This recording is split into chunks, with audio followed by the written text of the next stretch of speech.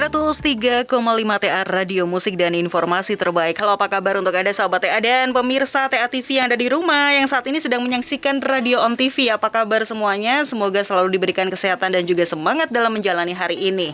Well, kembali saya Rena Audria menemani Anda. Dan walaupun masa PPMK ini diperpanjang kembali sampai dengan tanggal 2, tidak menyurutkan langkah kita, semangat kita untuk bisa memberikan satu informasi terbaik, terupdate untuk Anda sahabat TA.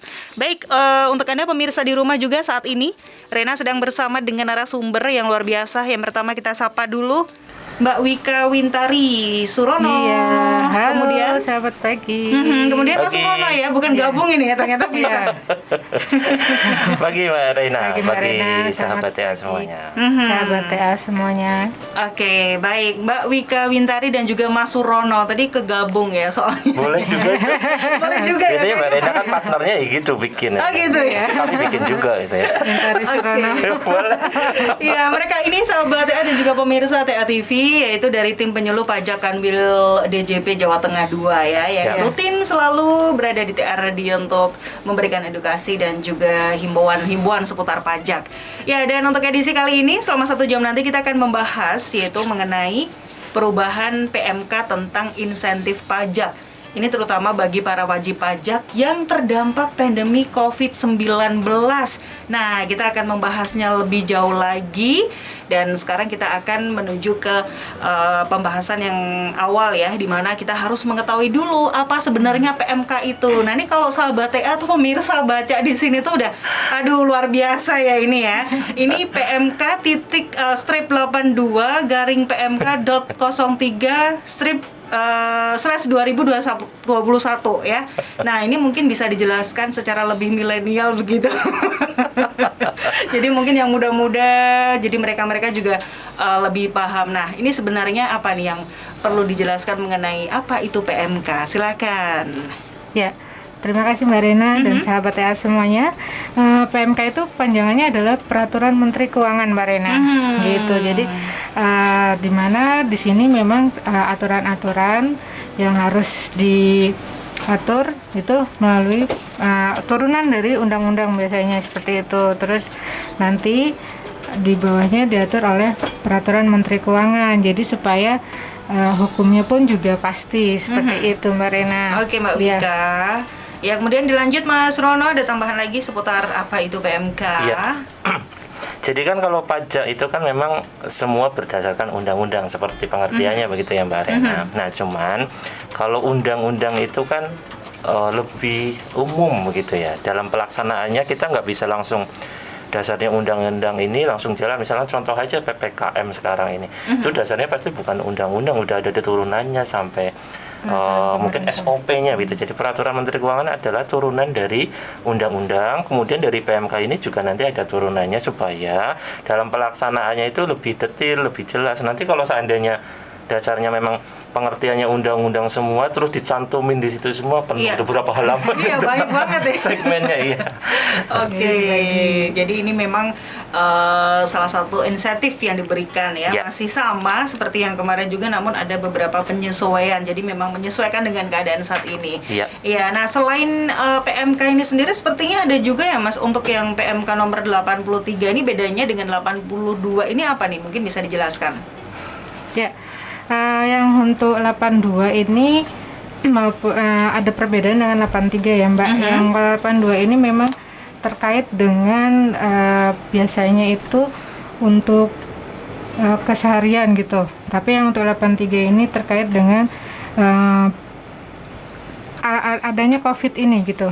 Jadi untuk yang yang PMK 82 ini di mana insentif yang diberikan ini masih sama di PMK 09 yang peraturan sebelumnya di tahun 2021 itu terkait adanya insentif untuk PPh pasal 21 yang ditanggung pemerintah. Kemudian ada juga PPh final UMKM yang ditanggung pemerintah, terus PPh final jasa konstruksi juga gitu ya. Kemudian ada juga untuk yang pengurangan angsuran PPh pasal 25 yang diberikan sampai dengan sebesar 50%. Kemudian juga ada pengembalian pendahuluan PPN yang sampai dengan 5 miliar seperti itu. juga ada pembebasan PPh pasal 22 impor. Nah, ini semua memang diberikan untuk meningkatkan perekonomian kita, seperti itu Mbak Rena. Sedangkan untuk 83 itu ini terkait dengan adanya penanganan COVID. Nah, itu penanganan COVID sendiri yang berhubungan dengan baik tenaga kesehatan, terus maupun industri yang terkait dengan adanya COVID, iya, penanganan produksi-produksi begitu ya. Penanganan COVID itu sendiri seperti itu. Untuk PMK ini perubahannya adalah aturannya masih sama sebenarnya. Masih sama ya. Nah, namun hanya diperpanjang nih Mbak Rena, seperti itu, karena kita tahu kan pandemi saat ini, apalagi yang saat ini sedang meningkat ya. Iya. Seperti betul, itu gitu. betul. Jadi pemerintah memberikan kebijakan untuk memperpanjang seperti itu insentif yang ada di masyarakat, seperti itu. Iya, oke. Jadi itu mungkin perbedaannya. Nah, kalau dari Mas Surono sendiri ada tambahan nggak nih untuk informasi ini? Jadi kan kalau PMK nomor udahlah ibaratnya dilupakan juga nggak apa-apa, tapi gitu ya? isinya Jangan lupakan. kalau nggak dihafal juga nggak apa-apa. Tapi sebenarnya di sini adalah keseriusan pemerintah untuk tetap mensupport begitu ya di masa pandemi ini. Disupportnya lewat apa? Ya dua peraturan Menteri Keuangan ini melalui apa yang tadi disampaikan Mbak Wika, betul ya, di nomor yang 82 ini adalah untuk, ini sudah sangat familiar ya, karena sudah dari awal tahun, dari Januari sampai Juni ini sudah berlaku. Terus diinformasikan juga. Nah, kemudian berdasarkan evaluasi, tapi benar disampaikan Mbak Rena tadi, nanti ada penyesuaian-penyesuaiannya. Jadi nggak semuanya yang mungkin kemarin mendapatkan fasilitas ini periode Juli sampai Desember bisa jadi belum sudah nggak dapat lagi.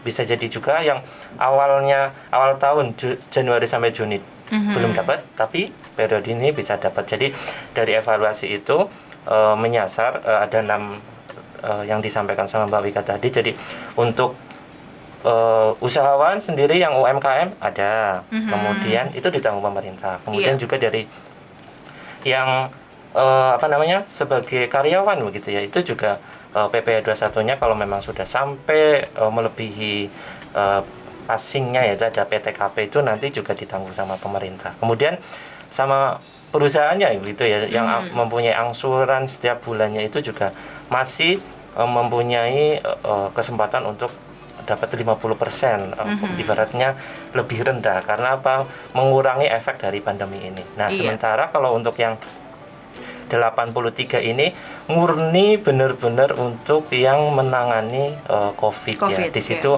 baik perusahaan yang memproduksi, terus orang yang menyumbang begitu ya, menyumbang yang dalam rangka penanganan COVID itu pun perusahaan begitu ya. Tapi memang nanti akan dijelaskan lebih lanjut perusahaan yang atau lembaga yang bisa menerima itu, nggak semuanya bisa gitu, termasuk juga ini tenaga medis atau orang yang ditugaskan untuk menangani itu mungkin dapat penghasil, itu pun nanti pajaknya 0%. 0% ya. Oke. Jadi memang kita harus melek pajak ya, bisa dibilang begitu, karena ini banyak sekali untuk pajak ini fungsinya seperti apa, itu nanti akan diketahui bersama juga untuk Anda sahabat TA dan juga pemirsa Radio On TV. Tapi yang jelas untuk yang tidak berbayar itu adalah pajak kasih sayang ya. Jadi ada ya. Ada ya pajak kasih sayang ya. Oke, baik Mbak dan juga Mas, kalau boleh tahu nih produksi alat kesehatan dan atau mungkin ada semacam perbekalan begitu kesehatan rumah tangga seperti apa nih yang dimaksud? Siapa tahu di sini ada yang belum memanfaatkannya. Nah, ini kesempatan bagus ya, karena untuk yang tadi berlaku mulai 1 Januari 2021 sampai 30 Juni 2021. Nah, itu diperpanjang sampai 31 Desember 2021 dan berlakunya tuh udah mulai 1 Juli 2021 kemarin. Monggo silakan, Mbak. Ya, jadi di PMK 83 itu tadi Mbak Rena ya, fasilitas yang dapat didapatkan oleh wajib pajak seperti itu untuk insentif ini, itu adalah yang pertama adalah tambahan pengurangan penghasilan neto seperti itu. Jadi bagi wajib pajak dalam negeri yang memproduksi alat kesehatan dan atau perbekalan kesehatan rumah tangga.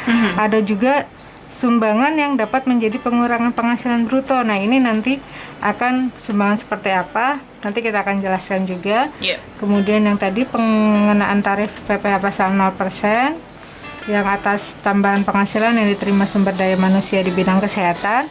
Nah, untuk yang wajib pajak dalam negeri yang memproduksi alat kesehatan, itu adalah yang itu dapat diberikan tambahan pengurangan seperti itu ya Mbak Rena ya, sebesar 30% dari biaya yang dikeluarkannya. Itu ada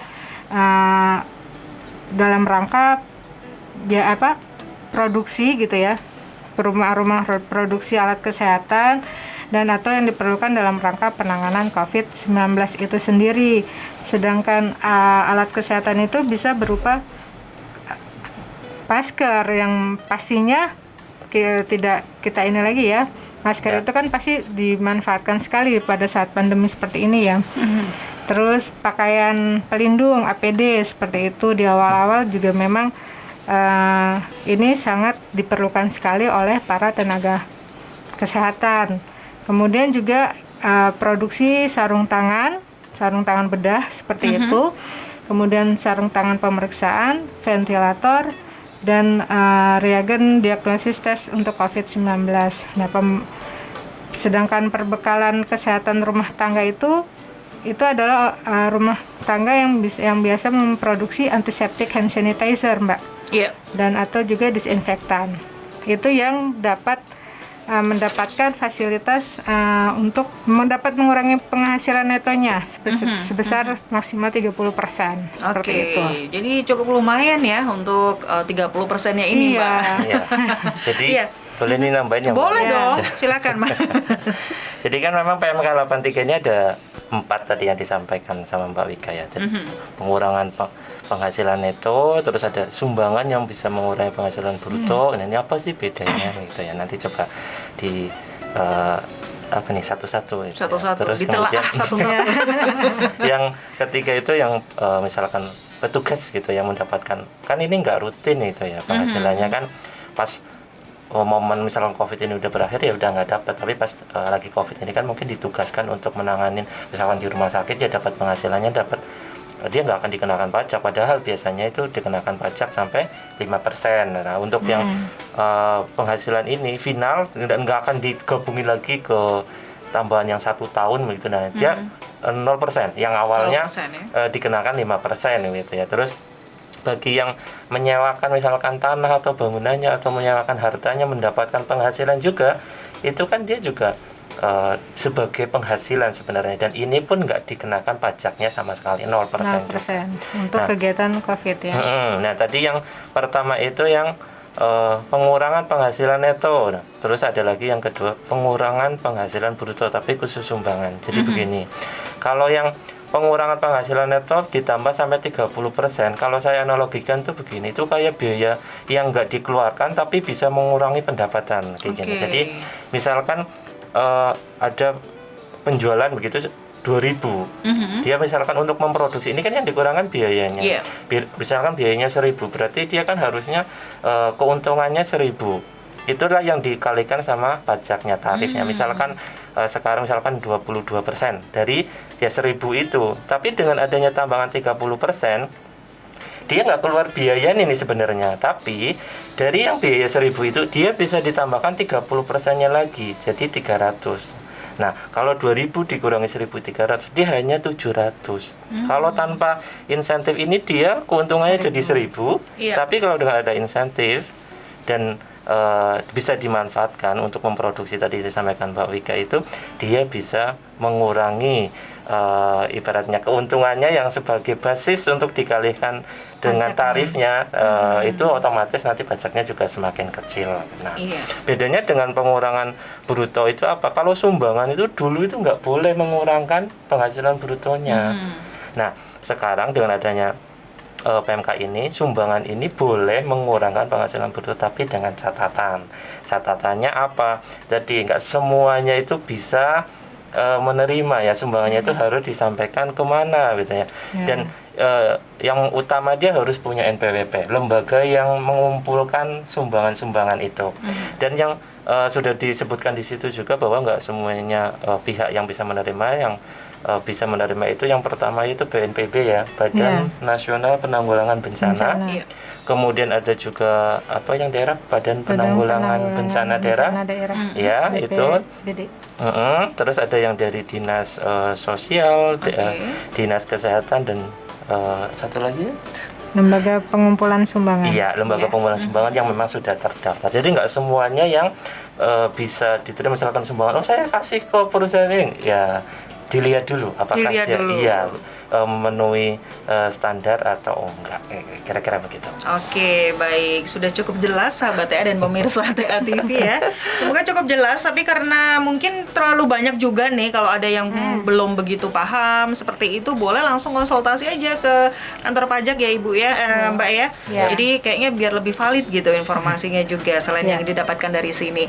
Oke, baik. Nah, ini tadi ada juga informasi yang sudah disampaikan oleh Mbak Wika nih berkaitan dengan produksi alat kesehatan tadi ya. Tadi kan sudah diceritakan juga untuk apa-apa saja. Nah, ini untuk produksi ini mereka yang memproduksi itu apakah harus yang sudah terdaftar lama atau mungkin ada yang baru-baru aja mereka bikin satu produksi sendiri untuk alat kesehatan misalnya dan lain sebagainya. Nah, ini bagaimana nih? Apakah ada perlakuan yang sama atau berbeda begitu? Perlakuannya sama ya di situ, karena memang yang penting dia memproduksi item NPWP juga. Ya, pertama dia punya NPWP. Misalkan dari strategi marketingnya itu berubah gitu ya, membuat segmen sendiri juga boleh. Tapi nanti dilihat ya, kalau memang dia utamanya usahanya dari awal memang bergerak di bidang seperti ini gitu ya, mungkin bedanya dia hanya jenis barangnya. Tapi kalau memang di bidang kesehatan misalkan, dia kan bisa langsung menghitung berapa biayanya yang dikeluarkan karena sudah familiar. Tapi kalau misalkan yang hanya segmen atau satu lini bisnisnya aja, nanti dihitungnya secara proporsional.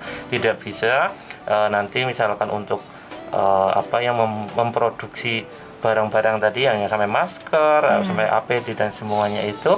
Ada juga misalkan di lini yang lainnya memproduksi yang bukan seperti ini. Nah, itu harus dihitung secara proporsional. Tapi mau perusahaan yang udah berdiri lama maupun yang baru sama perlakuannya.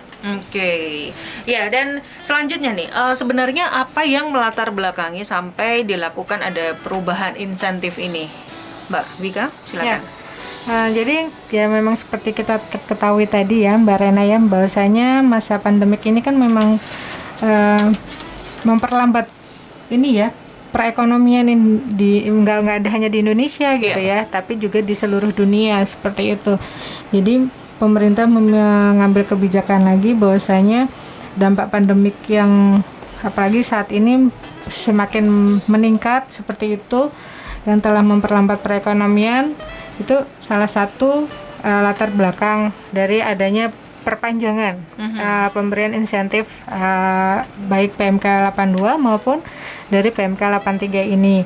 Kemudian juga yaitu tadi pemerintah masih memandang masih diperlukan gitu ya pemberian insentif perpajakan ini dengan mempertimbangkan keterbatasan kapasitas fiskal pemerintah untuk mendukung program penguatan kesehatan masyarakat dan pemulihan ekonomi nasional seperti itu. Kemudian juga ini juga pemberian insentif ini juga diberikan secara selektif seperti itu Mbak Rena ya, dengan prioritas kepada sektor tertentu yang tertahan dan perlu lebih didukung laju pemulihannya, apalagi khususnya gitu ya untuk di bidang kesehatan, jasa pendidikan, jasa angkutan, konstruksi dan akomodasi yang memang sangat diperlukan seperti itu. Dan untuk pelaksanaan juga ini untuk yang pasal 17C dan 17D Undang-Undang KUP dan pasal 9 ayat 4D Undang-Undang PPN yang khusus untuk wajib pajak kalau Mas Roni yang ini pengembalian pendahuluan yang mempunyai risiko rendah. Iya, yang berisiko rendah seperti itu. Kemudian boleh juga ditambahin bahwa ini kan untuk PMK 83 ini juga kenapa dikeluarkan juga tadi misalkan nih sumbangan, kenapa itu boleh dikurangkan sama penghasilan brutonya karena apa? Biar orang semakin istilahnya mau untuk menyumbangkan ke saudara-saudara kita yang mungkin sedang terpapar, harapannya bisa lebih mempercepat proses pandemi ini, masalah ini cepat selesai. Begitu juga untuk perusahaan yang memproduksi alat-alat ini, bayangkan kalau nggak ada tes rapid antigen misalkan nggak ada alatnya gimana gitu ya.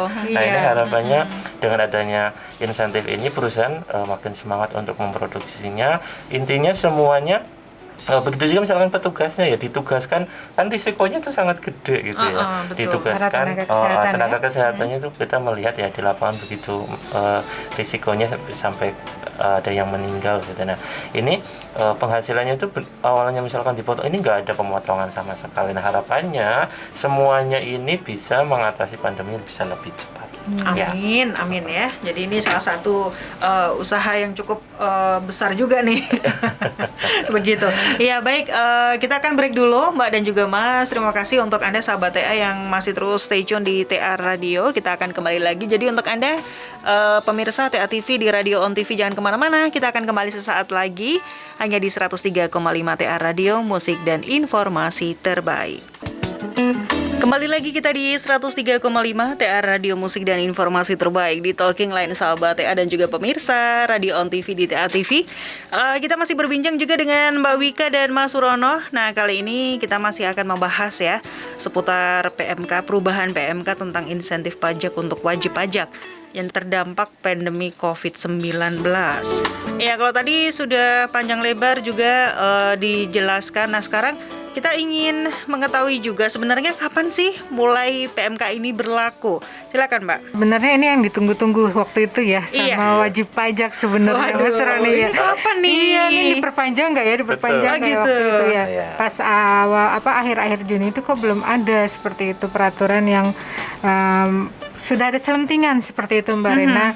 Adanya wacana untuk diperpanjang, cuman memang peraturannya belum turun seperti itu. Nah, PMK 82 dan 83 sendiri ini berlaku memang mulai 1 Juli Mbak Rena ya. Jadi untuk masa Juli seperti itu bisa teman-teman para wajib pajak, sahabat TA mungkin yang kemarin sudah memanfaatkan insentif pajak ini bisa diperpanjang kembali sampai dengan tanggal 31 Desember maaf seperti itu. Jadi mulai berlakunya memang 1 Juli 2021 apa saja yaitu tadi baik PPh pasal 21 yang dapat ditanggung pemerintah seperti itu untuk yang berkenaan dengan gaji-gaji seperti itu.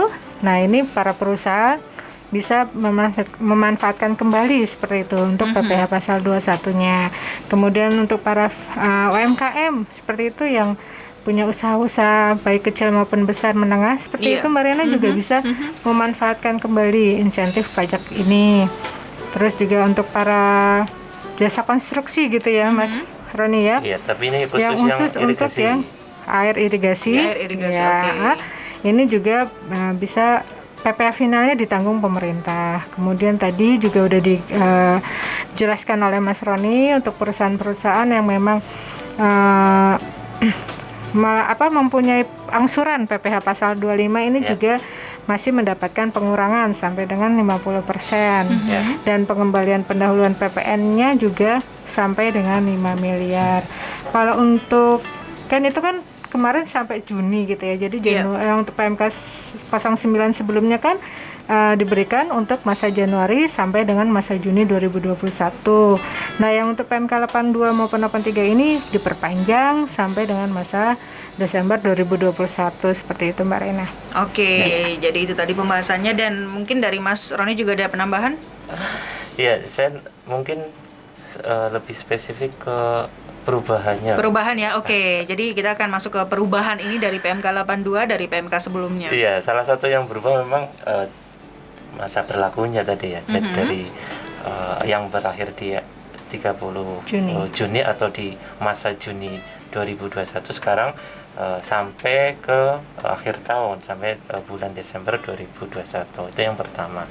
Kalau untuk PMK 83 kan hanya jangka waktunya saja yang berubah. Item di dalamnya itu sama. Ada 4 tadi yang mau mengurangkan penghasilan netonya sampai 30%, sumbangan dapat mengurangi penghasilan bruto, para tenaga medis gitu yang ditugaskan itu dikenakan pajak 0%, yang mungkin kalau di luar pandemi ini kena sampai 5%. Kemudian juga yang mendapatkan penghasilan dari pemanfaatan hartanya ya, baik dia bentuknya tanah, bangunan atau harta lainnya itu tidak dikenakan pajak. Pajaknya ada tapi 0%. Iya, betul. Mau takut istilahnya salah. Nah, kalau yang untuk PMK 82 ini memang ada sedikit perubahan. Jadi kalau mungkin agak sedikit asing gitu. Kalau yang dulunya termasuk kelompok, jadi saya sebut kelompok saja ya, yang KITE itu kemudahan impor untuk tujuan ekspor dari perusahaan yang memang mengimpor barang terus diproduksi di sini diolah diekspor lagi begitu ya. Itu dulu dapat fasilitas ini yang PMK 82 ini. Sekarang dan juga yang masuk di kawasan berikat gitu. Pernah dengar kawasan berikat? Iya, jadi itu apa tuh? Kawasan khusus gitu. Jadi dia aturannya khusus untuk perlakuan perpajakannya di situ ya. Ya, dalam hal ini juga hubungannya dengan ekspor impor juga. Itu ada izinnya dari Direktorat Jenderal Pajak. Nah, di situ dulunya bisa memanfaatkan dari 6 item ini yang ada di PMK 82 yang merupakan perpanjangan dari PMK 9. Sekarang udah nggak bisa.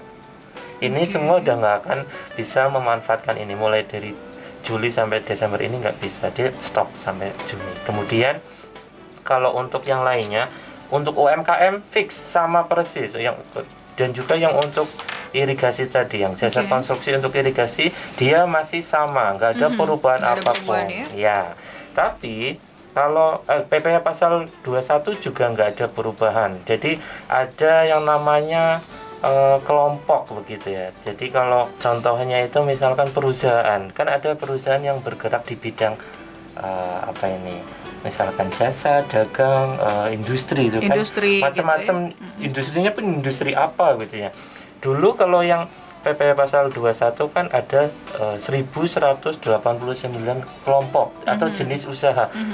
Kalau kami sih menyebutnya KLU gitu ya, klasifikasi lapangan usaha. Jadi kelompoknya itu ada 1189 yang bisa memanfaatkan fasilitas yang PPh pasal 21 DJP. Sekarang masih sama jumlahnya.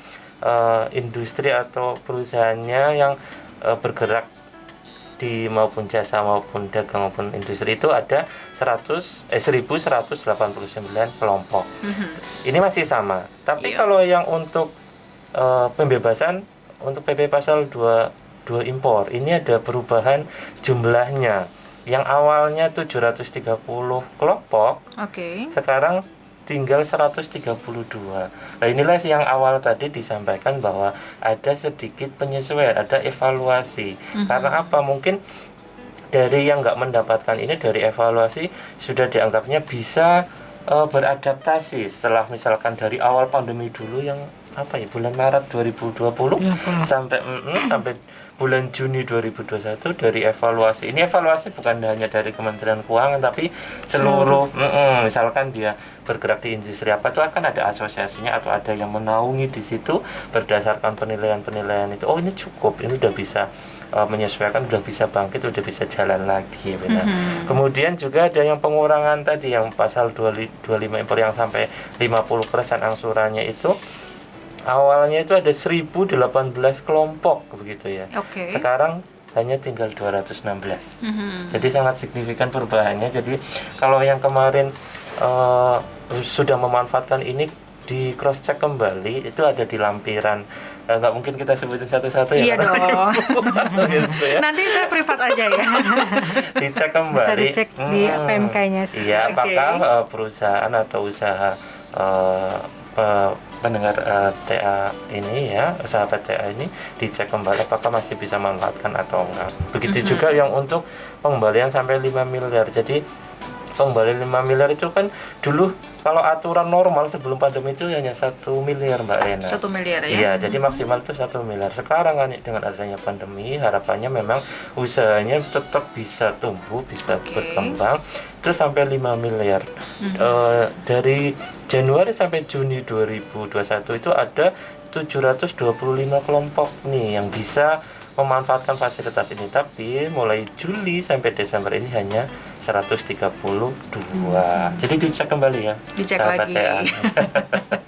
Oke, baik untuk sahabat TA dan juga pemirsa Radio On TV. Jadi memang dalam memanfaatkan fasilitas insentif ini perlu adanya pemberitahuan dan juga yang namanya laporan realisasi. Nah, ini bagaimana cara pengaturan dan juga pemberitahuan laporan dari realisasi ini? Silakan siapa Mbak atau Mas?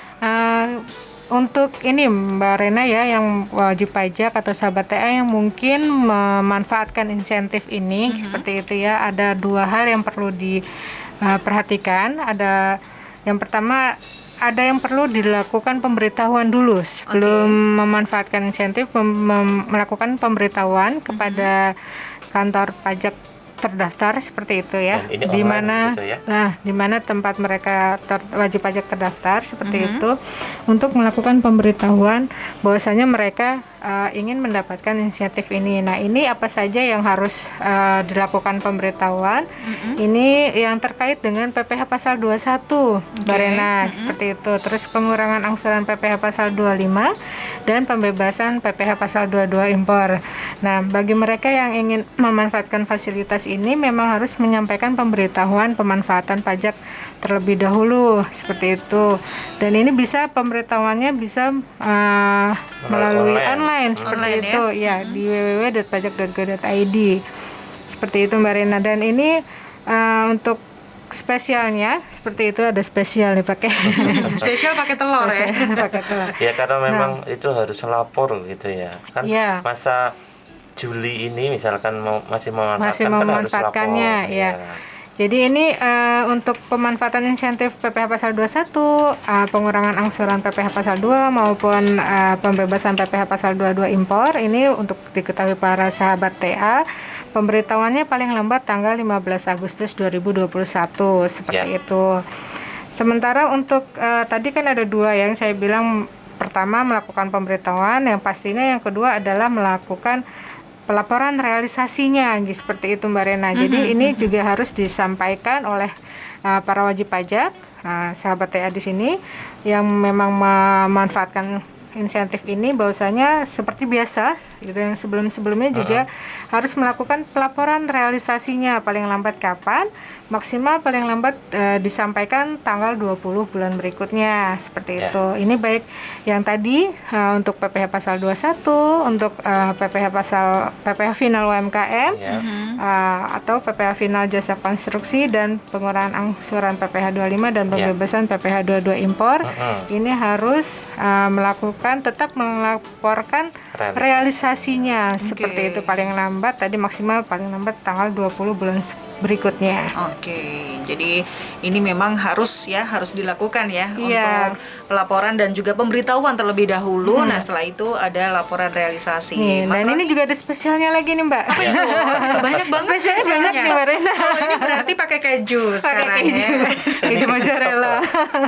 Jadi untuk yang PPh pasal 21, terus PPh final UMKM dan PPh final jasa konstruksi yang mungkin telah melaporkan realisasinya Januari sampai 21, dan mungkin kemungkinan ada yang kelupaan gitu ya untuk ada kekurangan seperti itu. Ini bisa melakukan pembetulan laporan realisasinya Mbak Rena seperti itu. Dan ini diperbolehkan melakukan pembetulan realisasi tersebut paling lambat tanggal 31 Oktober 2021 ini Mbak Rena. Jadi memang di sini kita memberikan kebijakan-kebijakan yang banyak seperti itu Mbak Rena. Jadi luar biasa nih kebijakan dari pajak ya. Oke, Mas Roni ada tambahan? Jadi betul ya, yang perlu menyampaikan pemberitaan dulu. Kalau yang final konstruksi air irigasi tadi memang nggak perlu menyampaikan pemberitahuan, langsung aja memang kalau memanfaatkan silakan laporkan realisasinya maksimal tanggal 20 bulan berikutnya. Jadi misalkan ini bulan Juli, maksimal nanti 20 Agustus. Tapi khusus yang memang untuk PPh pasal 21, terus PPh pasal 22 impor sama pengurangan PPh pasal 25 itu meskipun ya kemarin itu sudah mendapatkan dari pemberitahuan awal yang berdasarkan PMK 9 itu yang sebelumnya kan Januari sampai Juni ini kan mereka sudah melakukan pemberitahuan.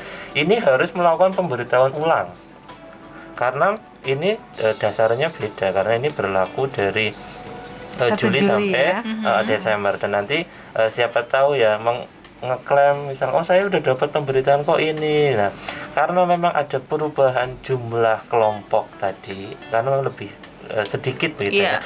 Harapannya dengan pemberitahuan ulang ini nanti ketahuan siapa yang memang berhak masih mendapatkan fasilitas dan belum. Nah, ini untuk yang pemberitaan dan laporan realisasi untuk PMK yang 82 yang ada 6 item tadi. Khusus yang PMK 83 yang ada 4 tadi ya, ada yang pengurangan neto, pada bruto dan pada berarti kalau yang tenaga medis sih nggak perlu laporan gitu. Tapi yang untuk perusahaan yang memang memanfaatkan fasilitas yang pengurangan penghasilan neto sampai 30% dan memanfaatkan sumbangan sebagai pengurang penghasilan bruto, ini harus dilaporkan juga.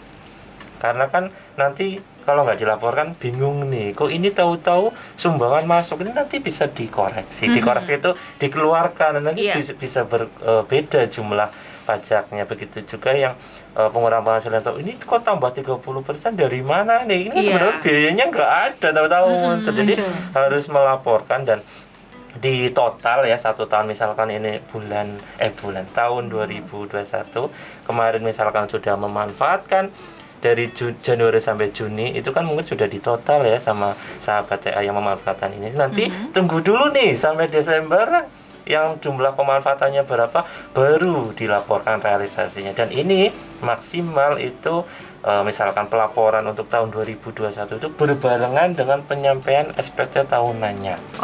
Maksimal. Jadi boleh misalnya kalau yang SPT tahunan kan misalnya untuk orang pribadi kan akhir Maret. Kalau yang badan akhir April. Nah ini maksimal laporannya di tanggal-tanggal itu tuh. Tapi karena memang penghitungannya dari Januari sampai Desember 2021 ini mungkin sudah selesai di bulan Januari, dilaporkan dulu ya nggak apa-apa. Kira-kira begitu. Baik. Ya, dan ini satu kesempatan ya untuk masyarakat dan juga terutama para pengusaha dan lain-lainnya untuk bisa memanfaatkan insentif ini ya. Jadi sangat luar biasa sekali. Tapi apa ada konsekuensinya nih Mas atau Mbak? Dan kalau mungkin kita tidak bisa melakukan pelaporan realisasi ini? Ya. Jadi sayang sekali ya Mbak Rena kalau pada saat masa pandemi seperti ini kemudian insentif juga sudah diberikan tidak dimanfaatkan seperti itu ya. Kalau untuk yang sudah memanfaatkan kemudian ada konsekuensinya enggak? Ada Mbak Rena, kalau misalnya dia tidak melakukan pelaporan realisasi itu tadi sampai dengan batas waktu yang sudah ditentukan seperti itu, nanti akan ada pengawasnya seperti itu, namanya akun representatif yang akan mengontrol atau mengawasi apakah wajib pajak ini memanfaatkan insentif ini apa tidak. Kalau misalnya sampai dengan tanggal 20 itu tadi tidak memanfaatkannya atau tidak melaporkan realisasinya, otomatis nanti akan ditagih kembali kekurangan pajaknya seperti itu. Jadi memang harus dimanfaatkan dengan betul ya. Kalau ada yang belum tahu ya bisa langsung tanya aja begitu. Itu sangat simpel gitu. Semuanya itu online tadi disampaikan dari pemberitahuan maupun realisasinya itu tinggal klik nggak sampai semenit kan itu. Betul. Gampang banget pokoknya itu sangat gampang. Jadi harus tepat waktu juga nih karena kalau enggak berarti dinilai atau dianggap tidak memanfaatkan. Karena nanti dilihat nih kalau memang misalkan sahabat TAA ini namanya Rena gitu. Saya ya. Ini dari Januari sampai Juni misalnya, ini memang memanfaatkan sudah laporan, kan ketahuan tuh laporan. Memanfaatkan laporannya sekian, nanti itu meskipun ini sama-sama negara itu, tapi kantongnya berbeda. Kantongnya berbeda betul. Ada yang ringan, ada yang berat ya. Ini kantong yang misalkan dari sahabat TA yang membayar pajak kan masuk ke negara kantong satunya nih. Tapi kalau misalkan memanfaatkan ini ada kantongnya lain. Jadi diawasin lah di situ. Kalau memang memanfaatkan ini berarti Rena ini nggak perlu membayar apa yang seharusnya misalnya karyawan yang membayar yang PP pasal 21, perusahaan yang mengangsur PP pasal 25, usahawan tadi yang membayar yang 0,5% itu, nah yang final itu. Nah kalau memang nggak ada pembayaran, terus nggak ada laporan juga, berarti oh ini mungkin belum bayar nih, makanya nanti konsekuensinya adalah ditagih nih segera untuk membayar. Tapi kalau sudah ada laporannya, ya sudah, berarti oh ini memanfaatkan laporan ini, nanti dicatatlah, dan seandainya memang ada kesalahan itu nggak apa-apa, yang penting tanggal 20 itu sudah lapor dulu, karena masih punya kesempatan sampai akhir bulan untuk membetulkan kalau seandainya ada kesalahan atau ada yang kurang lupa gitu. Nanti ya nggak tahu jadi tahu gitu, jadi pinter gitu ya. Kalau sekali aja 1 bulan itu memanfaatkan ini, bulan selanjutnya ambil merem aja. Sambil merem ya, aduh. Itu ada pakarnya di soalnya. rumah bisa misalkan sambil makan 20 menit itu cukup. Iya, karena sekarang serba online ya. Serba online, makan silakan di situ makan. Sekarang kan dibatasi 20 menit. 20 menit. 10 menit buat makan, buat laporan ini. Kalau memang datanya udah siap, nggak sampai 1 menit selesai. Nggak sampai 1 menit selesai. Oke, Mbak Wika, ada pesan-pesan khusus juga nih untuk sahabat TA dan juga pemirsa yang saat ini sedang menyaksikan yang perlu disampaikan kepada wajib pajak terkait insentif ini. Ya, oke, kepada seluruh wajib pajak di lingkungan Direktorat Jenderal Pajak Wilayah Jawa Tengah 2 seperti itu Mbak Rena ya. Iya. Saya pikir ayo kita segera memanfaatkan insentif pajak ini seperti itu, karena memang kita tahu manfaatnya sudah cukup banyak dan ini bisa untuk meningkatkan perekonomian Indonesia seperti itu ya. Iya. Dan tidak lupa juga kami mengingatkan kepada wajib pajak untuk tetap selalu melaksanakan kewajiban perpajakannya meskipun di dalam masa pandemi seperti ini. Kita juga di Kanwil membuka pintu konsultasi seperti itu ya Mbak Rena ya. Untuk konsultasi juga bisa dilakukan melalui daring. Dan untuk informasi selanjutnya mungkin yang untuk update informasi seperti informasi, itu, betul. iya, itu bisa melalui Twitter kami di KWLDJP Jateng 2 atau di IG juga di KWLDJP Jateng. KWL itu Kanwil seperti itu ya. KWLDJP Jateng 2 atau bisa melakukan klik pajak gitu di portal DJP di www.pajak.go.id atau bisa melakukan telepon di Kering Pajak di 1.500 200 atau juga melalui WhatsApp kami di 0899 2500 200 seperti itu Mbak Rena. Oke, dan jangan lupa juga untuk update di medsosnya juga ada nih, di Twitter @KWLDJP Jateng 2, kemudian Instagramnya di @KWLDJP Jateng 2 begitu. Iya. Oke, baik sahabat TA dan juga pemirsa Radion TV, pokoknya segera manfaatkan insentif ini karena memang sangat-sangat banyak sekali, tadi sudah panjang lebar dijelaskan, dan tidak lupa wajib pajak untuk bisa selalu melaksanakan kewajibannya ya, perpajakan meskipun di masa-masa pandemi seperti ini. Iya, benar. Oke, baik untuk Mbak Wika dan juga Mas Roni, terima kasih banyak terima kasih. kehadirannya Terima kasih, Mbak di Rena. radio. Nanti lain waktu kita bisa ketemu lagi, Insya ngobrol Allah. lebih seru lagi, Siap. dan pastinya untuk memberikan satu manfaat bagi sahabat TA dan juga pemirsa Radio On TV. Terima kasih sekali lagi. Terima kasih. Baik sahabat TA, demikian tadi perbincangan kita bersama Mbak Wika dan juga Mas Roni dari Kanwil DJP Jawa Tengah 2 Edukasi melalui TA Radio. Baik, terima kasih banyak untuk Anda sahabat TA, dan selepas ini masih ada banyak program yang bisa Anda simak, dan Rena Audrey pamit, tetap jaga kesehatan.